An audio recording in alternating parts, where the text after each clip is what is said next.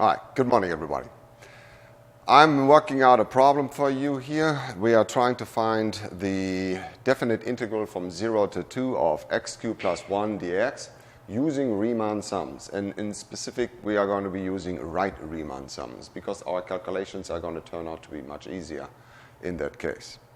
So a couple of things, 3 things to be precise that I need to know.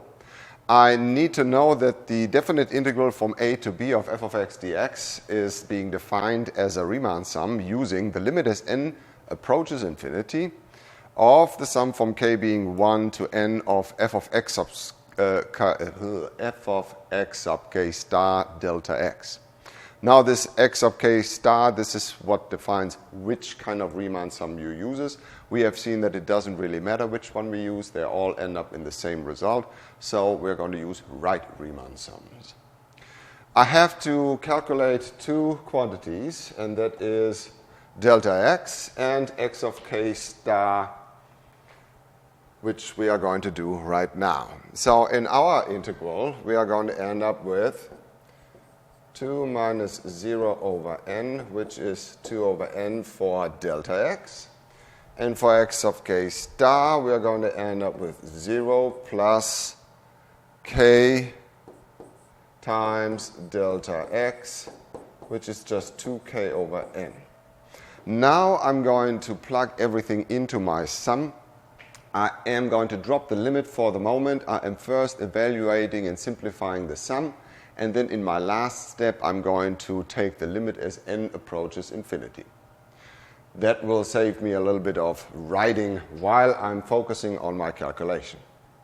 All right, let's get going. So I know that the integral from 0 to 2 of x cubed plus 1 dx is the same thing as the limit as n approaches infinity of the sum, when k is equal to 1 all the way up to n, of f of x sub k star, which in our case is 2k over n cubed plus 1 multiplied by delta x, which was 2 over n. All right, now that I have written it out nice, I'm going to focus on the sum alone first.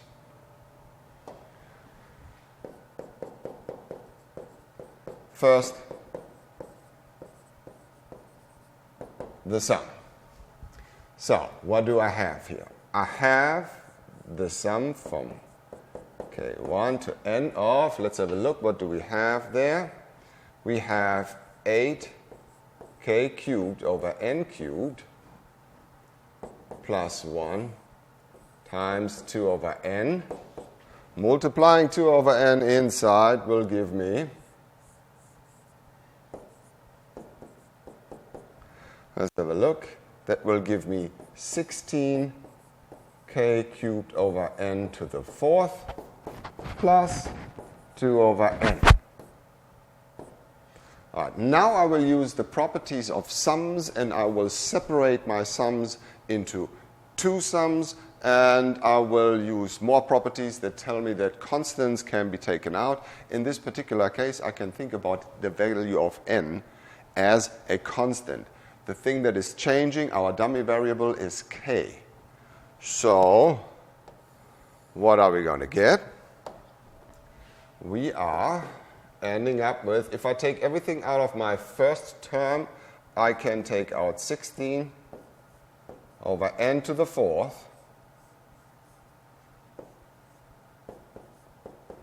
and I get one of our favorite sums, the sum of the first k cubed, plus 2 over n,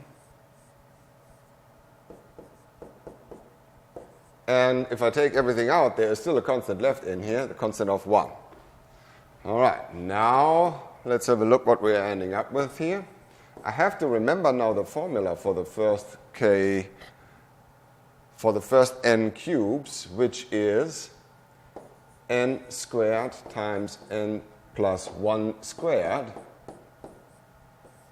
over 4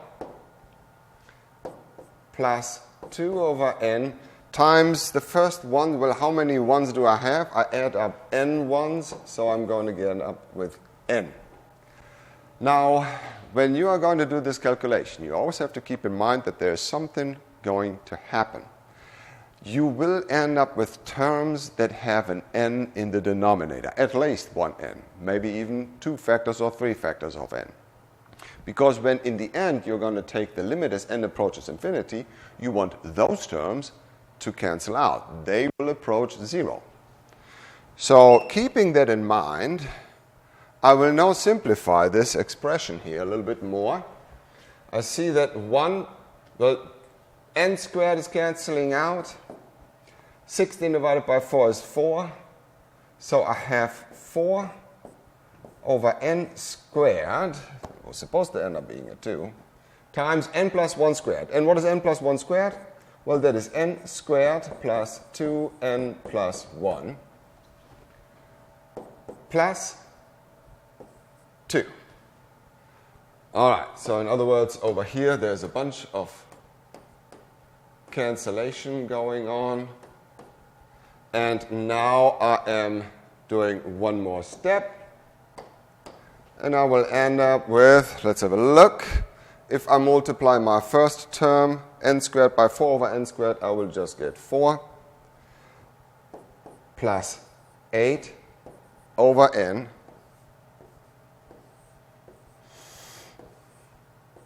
plus 4 over n squared plus 2. All right, this was the sum. Now I have to remember that I had to take the limit as n approaches infinity, and most likely you're going to see already. Now